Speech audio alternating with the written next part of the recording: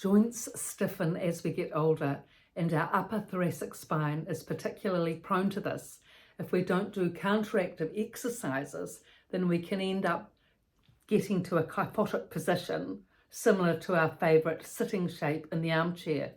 So dementia residents especially are prone to this because they sit around a lot of the day.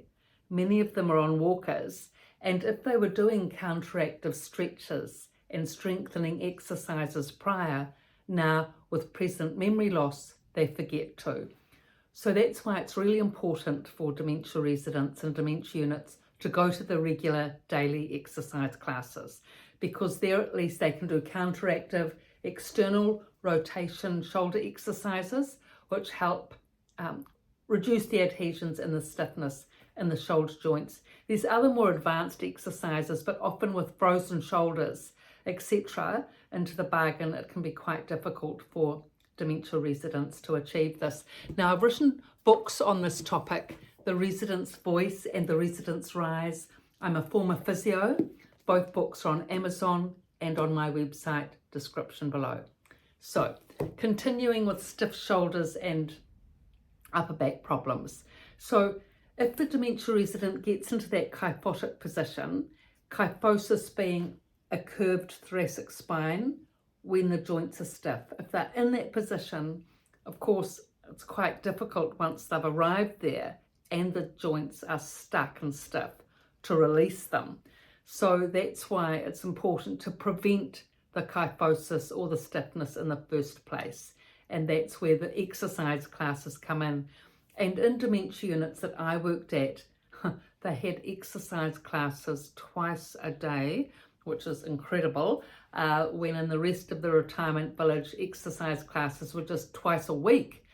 I mean, probably a little bit more advanced in the retirement village, but still, there's lots of exercises going on in a dementia unit, and it is important that your relative goes to it.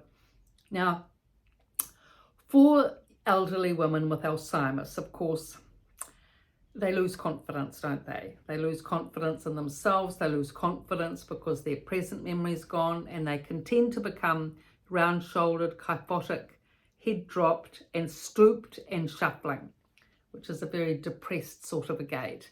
So to counteract that, really, it's important to take, say, your mother out for walks.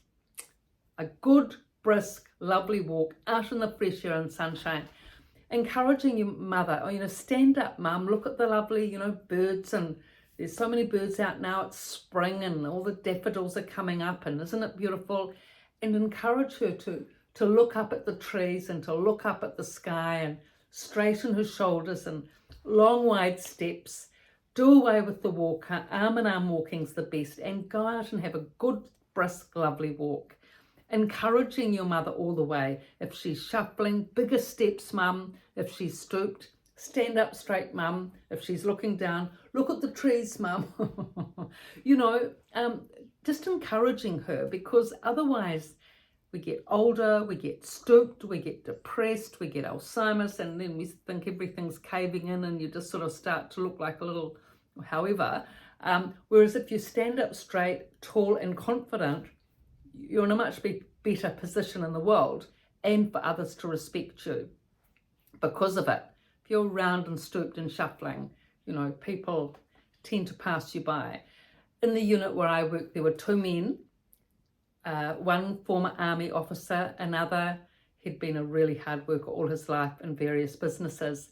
They both had fabulous posture, straight shoulders, strong, tall and confident.